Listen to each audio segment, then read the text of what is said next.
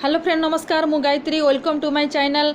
आज गोटे मु ब्यूटी प्रोडक्ट नहीं आसी समस्ते चाहते स्किन केमती व्हाइटनिंग हो जाऊ ब्राइट हो जाऊ तो से गोटे प्रोडक्ट अच्छी Modi care shloka whitening cream देखु ये लेमन अच्छी टर्मेरिक अच्छी जोटा कि एलोवेरा जेल अच्छी ऑलिव ऑयल अच्छी सोया प्रोटीन अच्छी मलबरी रूट एक्सट्राक्ट अच्छी एवोकाडो ऑयल अच्छी एत सारा इंग्रेडिएंट्स जो अच्छी यही क्रीम खासियत आपण मैंने जानीपे आपण स्किन को पूरा नेचुराली ग्लो कर आपण स्किन को मॉइस्चराइजर लगे क्रीम लगेले एवेंटन बने रख फ्री रेडिकल को फाइट कर स्किन जहाँ भी डार्क स्पॉट थी ताकू भी दूर करके आपण स्किन गोटे व्हाइटनिंग आनिबो।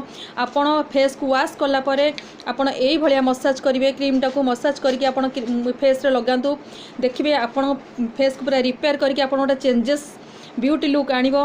मुझे यूज कर निजे देखु ए क्रीम टा मोर अधा होगी अच्छी तो थैंक यू सो मच। तो व्हाइटनिंग क्रीम लगातु।